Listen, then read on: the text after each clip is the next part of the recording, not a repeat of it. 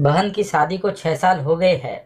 मैं कभी उसके घर नहीं गया। दिवाली पर माँ कभी चली जाया करती थी। मेरी बीवी एक दिन मुझसे कहने लगी, आपकी बहन जब भी आती है उसके बच्चे घर का हाल बिगाड़ कर रख देते हैं, खर्च डबल हो जाता है। और तुम्हारी माँ हमसे छुप छुपा कर कभी साबुन की पेटी देती है, कभी कभी सर्फ के डब्बे और कभी कभी तो चावल का थैला भर देती है। अपनी माँ को बोलो कि यह तुम्हारा घर है, कोई खैरात की दुकान नहीं। मुझे बहुत गुस्सा आया। मैं मुश्किल से खर्चा पूरा कर रहा हूँ और माँ सब कुछ बहन को दे देती है। बहन एक दिन घर आई हुई थी, उसके बेटे ने टीवी का रिमोट तोड़ दिया। मैं माँ से गुस्से में कह रहा था, माँ बहन को बोलो यहाँ सिर्फ दिवाली पर ही आया करे, और यह आप साबुन सर्फ और चावल का थैला भरकर दे देती है ना, इसे देना बंद कर दो। माँ चुप रही, लेकिन बहन ने सारी बातें सुन ली थी। मेरी बहन कुछ ना बोली।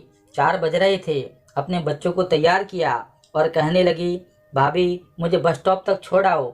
मैंने झूठे मुंह कहा, रह लेती कुछ दिन, लेकिन वह मुस्कुराई और बोली, नहीं भाई, बच्चों की छुट्टियां खत्म होने वाली है। एक दिन हम दोनों भाइयों में जमीन का बंटवारा हो रहा था, तो मैंने साफ इनकार किया, भाई मैं अपनी जमीन से बहन को कोई हिस्सा नहीं दूंगा। बहन सामने बैठी थी, वह खामोश थी, वह कुछ ना बोली। माँ ने कहा, बेटे का भी हक बनता है, लेकिन मैंने चिल्लाकर कहा, कुछ भी हो जाए मैं बहन को हिस्सा नहीं दूंगा। मेरी बीवी भी मेरी बहन को बुरा भला कहने लगी।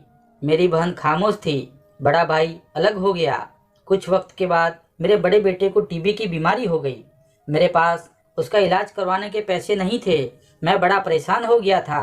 कर्ज भी लिया था, लाख रुपए का, फटेहाल हो गया था। मैं बहुत परेशान था। घर में अकेला बैठा था, शायद रो रहा था।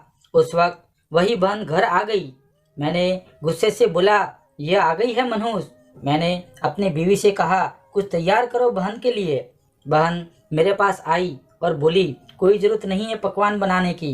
फिर 1 घंटे बाद वह मेरे पास आई और बोली, भाई परेशान हो? मेरे सर पर हाथ फेरा, बड़ी बहन हूँ तुम्हारी, गोद में खेलते रहे हो, अब देखो मुझसे भी बड़े लगते हो। मेरे करीब बैठी और अपने पर्स से सोने के कंगन निकाले और मेरे हाथ में रखे, और वह धीरे से बोली, पागल तो यूं ही परेशान हो रहा है। बच्चे स्कूल गए हुए थे। मैंने सोचा दौड़ते दौड़ते भाई को मिलाती हूँ।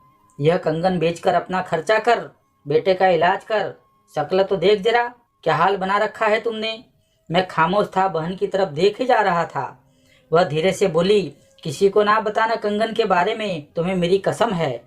मेरे माथे पर फिर से हाथ फेरा और मुझे 1000 रुपये दिए। उसमें से 150 के नोट थे, शायद उसकी जमा पूंजी थी। मेरी जेब में डालकर बोली, बच्चों को कुछ दिला देना और यूँ परेशान ना हुआ कर। फिर से अपना हाथ मेरे सर पर रखा और कहा, देख कितने बाल सफ़ेद हो गए हैं। कहकर वो जल्दी जाने लगी। मैंने उसके पैरों की तरफ देखा। उसने टूटी हुई जूती पहनी थी, पुराना सा दुपट्टा उड़ा हुआ था। जब भी आती थी वही दुपट्टा उड़ कर आती थी।